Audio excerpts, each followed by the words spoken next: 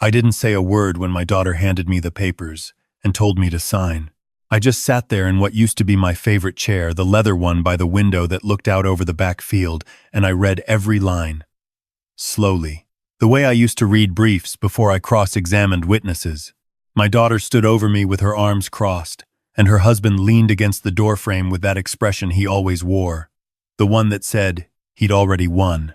Power of attorney. Full financial and medical authority transferred to Sandra Lee Monroe and Derek Allen Monroe. I read it twice. Then I set it down on the end table, folded my hands in my lap and said, I'll think about it. That was the beginning. My name is Harold Calloway. I'm 72 years old. For 31 years, I was a federal prosecutor in the District of Vermont. Before that, I was a public defender. Before that, I was a kid from Burlington who worked 2 jobs to put himself through law school while everyone around him told him he was reaching too far. I prosecuted organized crime, drug trafficking, public corruption. I sent 2 sitting state legislators to prison. I put a sitting county sheriff away for 8 years. The governor called me personally to thank me when I retired. My photograph hangs in the corridor of the federal courthouse on Elmwood Avenue, between a man who died in office and a woman who went on to the Second Circuit. My daughter never came to that ceremony. She was busy, she said. Derek had a conference. I told myself it didn't matter. Eleanor, my wife of 44 years, she squeezed my hand at the reception and said, You know she loves you in her own way. Eleanor always found the grace in people that I couldn't find myself. It was her best quality, and sometimes, in hindsight, her worst. Eleanor passed 18 months ago. A stroke. She was gone before the ambulance arrived.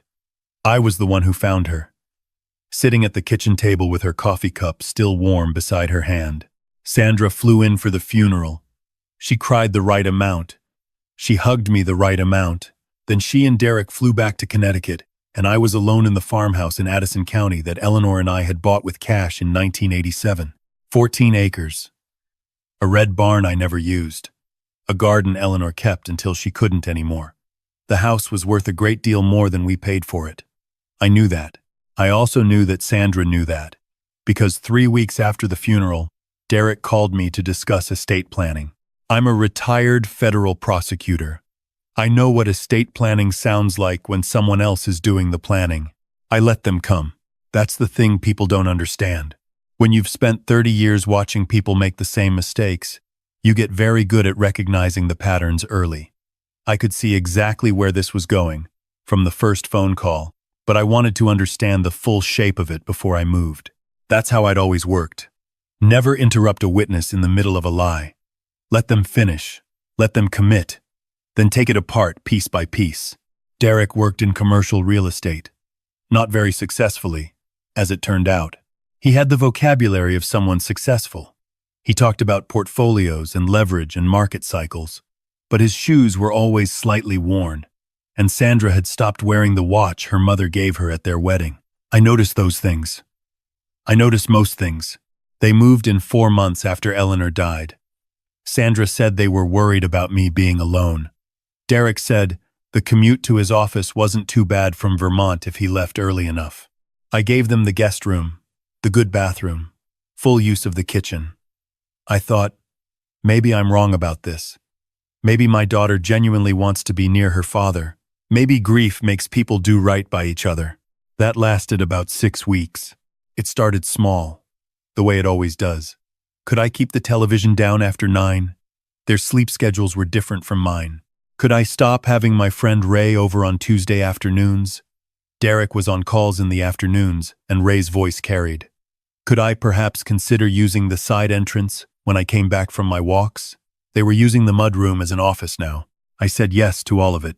Then Sandra sat me down one evening and said, very gently, that she was worried about my memory.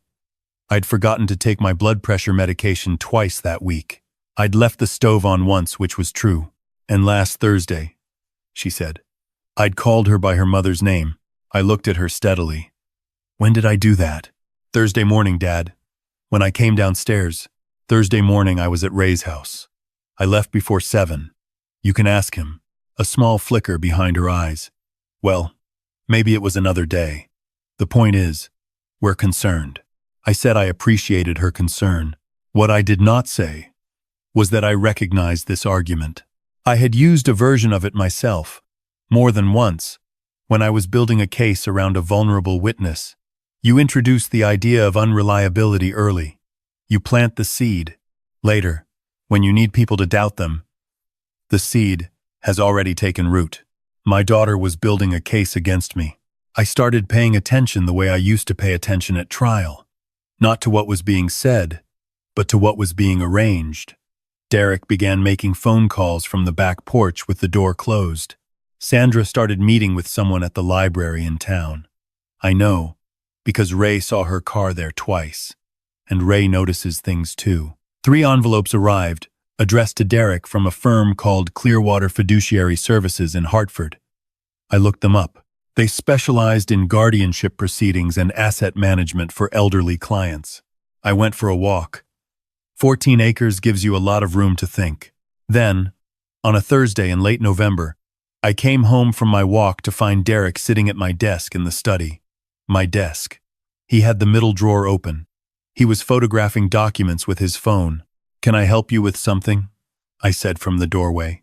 He startled badly, knocked his knee on the desk. "Harold, I didn't hear you come in. I was just looking for a stamp." "The stamps are in the kitchen drawer." "They've always been in the kitchen drawer." He smiled the way people smile when they've been caught and have decided the best move is to act like they haven't. Force of habit, I guess. Former home office and all that. This was never his office. This was never his home. But I just nodded and stepped aside so he could pass. That evening I called my doctor and asked him, on the record and in writing, to document the fact that I was in full cognitive health. He'd already done a full workup 3 months prior. Everything fine. I asked him to date the letter and keep a copy in my file. Then I opened my laptop and I wrote an email to a man named Frank DeLuca. Frank retired from the FBI 6 years before I stopped prosecuting. We'd worked together for the better part of 2 decades. He knew things about my methods that I'd never written down anywhere. I knew things about his that he was grateful had never come out in court. We were what I'd call trusted adversaries, who had gradually become friends. He lived in New Hampshire now, ran a small private consulting firm. His client list, as far as I could tell, consisted mostly of corporations that needed quiet investigations, conducted very carefully. The email was 4 sentences long. I told him I had a situation developing. I told him I needed someone watching from a distance. I told him not to contact me by phone. And I told him that Derek Monroe's financials would probably be interesting. He replied in 2 hours. "I'm already looking. You're not wrong to be concerned." That was in November. By February, I understood the full shape of what they were planning. The guardianship application had already been filed in Chittenden County. Sandra had submitted affidavits from herself and from Derek. She'd also submitted one from a doctor I had never met, a man who had apparently assessed my cognitive function based on a clinical interview conducted via telephone, which Sandra had arranged without telling me. This doctor had written that I showed signs consistent with early-stage cognitive decline and that independent decision-making might put me at material risk. They were going to have me declared incompetent. While the proceedings moved forward, Derek had already initiated contact with a property management group about listing the house. The listing paperwork was drafted. It was sitting in his email. Frank had found it. The house. Eleanor's house. The garden she planted. The window seat she built herself over one winter when she was pregnant with Sandra. I sat with that information for 2 days. I want to be honest about something. There was a part of me that still didn't want to believe it. She was my daughter. I had driven her to every piano lesson from age 6 to 14. I had sat in the 3rd row at her college graduation in the rain with a broken umbrella. I had paid for the wedding she and Derek had in the Berkshires that cost more than my first car. I had loved her the way you love someone who came from you, who used to fall asleep on your shoulder during long car trips. But she had filed guardianship papers in Chittenden County. She had paid a doctor she'd never introduced me to in order to call me incompetent. And her husband was in my study with his phone out, photographing documents. The 3rd morning, I called Frank. It was time. I want to explain something about why I didn't simply call the police. I know that seems like the obvious answer. People always assume the law is a straightforward tool. Pull the handle, justice comes out. But I'd spent 30 years watching what happened when cases were rushed, when evidence wasn't complete, when people moved before the picture was fully developed. Charges get reduced. Cases get thrown out on procedural grounds. People walk, and then they disappear. And then you can never rebuild what they destroyed while you were busy rushing. Derek had money problems that went far beyond me. Frank had uncovered this in his first week of looking. 3 investors in a Hartford development deal had lost a combined $800,000. 2 of them had filed civil complaints. There was a pattern specific, documented, and building towards something that was much larger than one farmhouse in Vermont. If I moved too soon, Derek would know Frank was involved. He'd cover what he could. The bigger case would evaporate. So I waited. I let them continue. I watched Sandra watch me. I watched Derek make his phone calls on the back porch. I took my walks. I called my doctor. I had dinner at Ray's house every Tuesday and we played cribbage, and I didn't say a word about any of it. Until the Saturday morning in March, when Sandra came to me with a brochure. It was for a facility called Whispering Pines in Middlebury. She sat across from me at the kitchen table, Eleanor's kitchen table, where 40 years of family dinners had happened, and she laid the brochure out in front of me like she was presenting a closing argument. "Derek and I have been talking," she said. "We think it might be time to have a real conversation about your long-term care." I looked at the brochure. Then I looked at her. "I see. Whispering Pines is really well reviewed. It's not far. We'd visit. I'm sure you would." "Dad," her voice softened in a way that I recognized from her teenage years, when she wanted something expensive. "You know this is just about making sure you're safe. What happens to the house?" A pause. Brief. But there. "We'd sell it. Obviously. Cover the costs of your care. Whatever's left goes into a trust. A trust you'd manage. A trust we'd manage. For you." I folded my hands on the table, the way I used to fold them when a witness said something I was going to dismantle very shortly. "Sandra, do you know what I did for 31 years? "Dad, this isn't. I'd like to answer that." "Do you know what I did?" She sat back, wrong-footed. "You were a prosecutor. I built cases. I spent 3 decades learning exactly how people deceive each other, how they construct narratives, how they use paperwork and language and legitimate-sounding institutions to take things that don't belong to them." I pushed the brochure back across the table. "I have been watching you and your husband for 4 months. I know about the guardianship filing. I know about the doctor you paid who has never examined me in person. I know about the listing agreement Derek has drafted for this property. And I know about the investors in Hartford." The color went out of her face. "The Hartford investors?" Derek's voice came from the hallway. He'd been listening. Of course he had. I turned to look at him. "Clearwater Fiduciary is an interesting firm. Did you know their managing director has his own regulatory history? That's the kind of detail that comes out when someone starts pulling threads." Derek stepped into the kitchen. His jaw was tight. "You've been investigating us? I've been paying attention. There's a difference. You can't prove anything. The guardianship is a legal proceeding. We have medical documentation. You have a telephone assessment from a physician who has never met me, conducted without my knowledge or consent, which constitutes a violation of Vermont medical ethics guidelines." I stood up. I was aware that my hip ached in cold weather, that I moved more carefully than I once did. I stood anyway.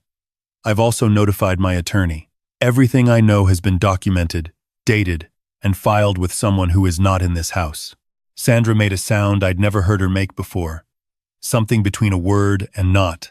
Derek's eyes had gone cold. "You're bluffing. You're a sick old man trying to—" "Derek." I kept my voice exactly level, the way I'd kept it in courtrooms for 3 decades. "I am not sick. I am not old in any way that matters here, and I have never bluffed in my professional life." I looked at him steadily. "I'd like you both to leave this house. Today." What happened over the following 3 weeks happened mostly at a distance, which is the way it works when you've done the preparation correctly. Frank's contacts at the FBI field office in New Haven had been building a file on Derek for 8 months before I ever emailed Frank. The Hartford investors weren't the only ones. There were 14 total, across 3 states, in 2 separate schemes. The guardianship filing against me, combined with the fraudulent medical assessment, added federal elder fraud charges to a list that was already substantial.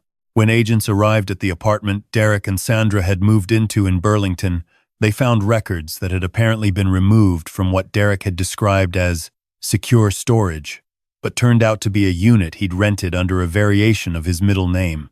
He was arrested on a Tuesday. I know because Frank called me. Sandra's own exposure was more complicated. She had signed the guardianship papers. Her name was on the fiduciary arrangement. But whether she had known the full scope of Derek's other activities was something that took time to untangle. I did not rush that process. I did not make representations to investigators one way or the other about what my daughter had known. I gave them documents. I answered questions when asked. I let the process work the way the process was supposed to work. Derek was indicted on 7 counts, including wire fraud, elder financial abuse, and filing a fraudulent affidavit in a civil guardianship proceeding. His attorney entered a not guilty plea. The case, as of my last conversation with Frank, was moving toward trial. Sandra called me from the parking lot of the Burlington courthouse on a Wednesday afternoon. It was raining. She cried not the right amount this time, but too much, in the broken way that I recognized as real. She said she hadn't known about the other investors. She said she'd trusted Derek because she'd wanted to trust someone. She said she was sorry about the doctor and the brochure and the papers she'd had me sign that I'd never actually signed because I'd said I'd think about it. I listened to all of it. Then I said, "Sandra, I need you to understand something. Your mother would have forgiven you by now. That was who she was. I am not your mother." She cried harder. "I also need you to understand," I said, "that I am not cutting you off. You are my daughter. But whatever you think our relationship is going to look like going forward, it is going to be earned. Slowly. By you. Do you understand me?" A long silence. Then, "Yes. Good. Get out of the rain. Call me when you're home." She called that evening. We talked for 20 minutes about nothing consequential. A book she was reading. A recipe she was attempting. The way you talk to someone when both of you are rebuilding something from the foundation up and you don't know yet if the foundation will hold. I didn't know if it would, but I was still willing to find out. That surprised me a little. The guardianship case was dismissed with prejudice. My doctor's letter was entered into the record. The court issued a formal finding that the original filing had been based on fraudulent medical documentation. I now have a court document, properly certified, stating that Harold Calloway is in full possession of his faculties and his estate. I had it framed. It hangs in my study, next to a photograph of Eleanor in the garden. There are practical matters I want to mention, because I think they matter. I've revised my will. I've established a relationship with an elder law attorney who has nothing to do with Sandra or anyone connected to her. I've had a long conversation with Ray about what to do if I ever stop being reachable. These are things I should have done years ago, and I didn't, because I thought trust was a substitute for preparation. It isn't. Trust is something you build on top of preparation, not instead of it. My financial advisor has reviewed everything. The house is in a properly structured trust. The terms are clear. Nobody can move on it without a process that takes months and involves multiple independent parties. Eleanor would probably say, "I've made things too complicated." She believed in the basic goodness of people in a way that I admired and could never quite replicate. But she's not here to balance me out anymore, so I've done it my way. Frank came up for a weekend in April. We sat on the back porch and drank coffee and watched a pair of red-tail hawks circle over the field behind the barn. He asked me if I was angry. I thought about it honestly before I answered. "Not the way I expected," I said. "What way then?" "The way you're angry when something was preventable and you didn't prevent it. Not at them. At the time, I wasted being careful with people who weren't being careful with me." He nodded. "Frank is not a sentimental man. That's why I trust him." "She's still your daughter," he said. "Yes," I said. "She is." We sat with that for a while. There's a thing that happens when you've worked in law as long as I have. You stop being shocked by what people do to each other. You stop expecting betrayal to feel a certain way. You understand that most of it doesn't come from malice, it comes from fear, from debt, from the particular desperation that sets in when someone has been making bad choices for long enough that they can't see any exit except through someone else's door. I don't think Sandra's a bad person. I think she married a man whose bad choices gradually became her bad choices, and that she told herself what she needed to tell herself to keep going. I've prosecuted people in exactly that situation. I've also watched juries acquit them. Derek is a different matter. But Derek will stand in front of a jury and a federal judge, and whatever happens after that will happen without my involvement. I gave the government everything I had. The rest is not my work to do. The thing I think about most, on my morning walks across the backfield, is Eleanor. She would have seen it coming before I did. Not through legal analysis, but through instinct she had, the kind of instinct about people that takes a lifetime to develop and can't be taught. She would have pulled me aside after Derek's second visit and told me quietly that something was off. She would have been right. She was almost always right about those things, and I was almost always 3 months behind her, arriving at the same conclusion by a longer route. I tell her about it on Sundays. I drive to the cemetery on Route 17, and I stand at her headstone, and I tell her whatever has happened that week. It's not something I would have predicted myself doing before she died. I'm not a particularly spiritual man, but there's something in the speaking aloud of things that I've found genuinely useful. A kind of accounting. A way of being honest with yourself when the person who always held you honest is gone. Last Sunday, I told her that Sandra had come to visit, that we had sat at the kitchen table and drunk coffee together, that Sandra had brought flowers for her mother's grave and had stood there for a long time without saying anything, that it had been uncomfortable and also, I thought, necessary. Eleanor would have said, "Give her time." So I'm giving her time. Derek's trial date has been set for September. I will not attend unless I'm called as a witness, which seems likely. I've testified in federal court more times than I can easily count. I know what it looks like from the stand. I know what it feels like to have a defense attorney attempt to characterize your motives in terms that make the jury uncomfortable. I'm prepared for all of it. I've been preparing for situations like this most of my adult life. What I was less prepared for was the quiet. The house is mine again, in the way that it stopped being mine for a while, not legally. They never managed to touch it legally, but in the lived sense. The sense that when I walk through the front door, I am not calculating anyone's angle or managing anyone's perception of my competence. I make coffee at whatever time I want. I have Ray over on Tuesday afternoons, and his voice carries and nobody says a word about it. I watch the news too loudly. I use the front door. It sounds like nothing. It sounds like the ordinary texture of an ordinary life. That's exactly what it is. And I have spent enough time watching people lose ordinary things to understand what it means to have them back. Last week, I drove into Burlington for a continuing education seminar at the law school. They'd invited a handful of retired practitioners to speak to first-year students about courtroom ethics. I said a few things, answered a few questions. On my way out, I stopped in the corridor in front of my photograph. One of the students, young woman, couldn't have been 23, stopped beside me and looked at it. "Do you know him?" she asked. "Reasonably well," I said. She looked closer. "Were you a prosecutor?" 31 years. She seemed to be working something out. "What was the hardest case?" I thought about it on the drive home. I didn't have a good answer for her then, and I'm not sure I have one now. I've prosecuted murderers and people who laundered money for cartels, and a man who ran a trafficking operation across 3 state lines. Those were hard cases in the technical sense, the legal sense. The hardest thing I've ever done was sit at my kitchen table in November and listen to my daughter tell me I was declining, and keep my face exactly neutral, and say, "I appreciate your concern," because I had to see the whole shape of it first. Because rushing would have cost me more than waiting. Because 30 years of building cases teaches you that the most important skill in the room isn't the one on display. It's the one you're holding in reserve. I turned 73 in May. Ray took me to dinner. Frank sent a bottle of whiskey I haven't opened yet but intend to. Sandra sent a card with a photograph inside a picture I hadn't seen before, taken at Eleanor's garden some years ago. In it, Eleanor and I are both laughing at something. Neither of us is looking at the camera. In the background, just at the edge of the frame, Sandra is also laughing. I put it on the desk in my study, not next to the framed court document. On the other side, by the window, the side that looks out over the field. I live alone. The house is mine. I have my walks, my routine, my quiet mornings. I have Frank and Ray, and the hawks over the back field.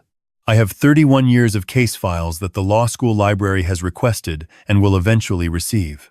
I have Eleanor's garden, which I am attempting to maintain according to her notes, with mixed results. Some people believe that the quiet ones are harmless, that men my age who keep to themselves and speak carefully have put everything behind them. That patience is the same as passivity, that a man who doesn't react is a man without options. I have always found it more effective to let people believe that.